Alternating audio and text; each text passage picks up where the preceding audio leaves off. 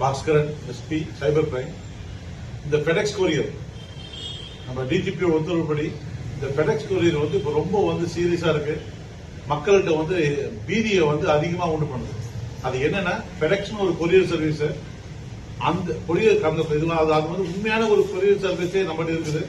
But இருந்தாலும் ஒரு ஃபேக்கா நாங்க தான் அந்த ஃபெடெக்ஸ் கொரியர் சர்வீஸ் பேசுறோம் சொல்லிட்டு தங்களை இன்ட்ரோடியூஸ் பண்ணிக்கிட்டு உங்களுக்கு பார்சல் வந்தா மாதிரி இல்ல நீங்க யாருக்கோ பார்சல் அனுப்புனா மாதிரி அது ஒரு இல்லீகல் பார்சல் சொல்லிட்டு உங்களை முதல்ல ஒரு குற்றவாளியா உங்ககிட்ட காட்டி விட்டுட்டு அதுக்கப்புறம் உங்களுடைய ஐடி கார்டு, உங்களுடைய பேன் கார்டு, உங்களுடைய ஆதார் கார்டு தான் அதுல இருக்குதுன்னு சொல்லி உங்களை பயமுறுத்திட்டு உங்களை என்ன பண்றாங்க, நீங்க இப்ப போலீஸ்கிட்ட பேசுங்க, மும்பாயோடைய இந்த அந்தாரி போலீஸ் அவங்க கிட்ட பேசுங்கன்னு சொல்லிட்டு உங்களை அவங்க கிட்ட கால் டைவர்ட் பண்ணி விடுற மாதிரி பண்றாங்க.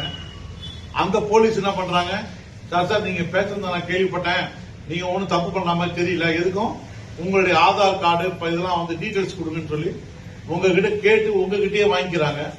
அதுக்கப்புறம் சார் இதெல்லாம் ஒரே மாதிரி தான் இருக்குது, எனக்கு சந்தேகமா இருக்கு, நான் ஆர்பிஐ கிட்ட அனுப்புறேன் இல்ல சிபிஐ கிட்ட அனுப்புறேன் சொல்லி அங்கேயிருந்து ஒரு கால் டைவர்ட் பண்ணி அவங்கள ஸ்கைப் மூலியமா உங்களை பேச வைக்கிறாங்க.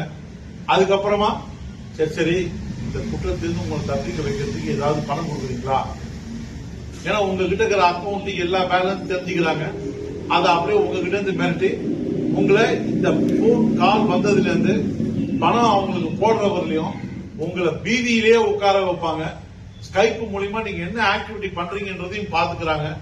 சோ இது ஒரு பெரிய பீதியில பண்றதால இன்னைக்கு இந்த ஃபெடெக்ஸ் கொரியர்ன்ற ஒரு அஃபென்ஸ் டைட்டிலே ஃபெடெக்ஸ் கொரியர் ஆயிடுது.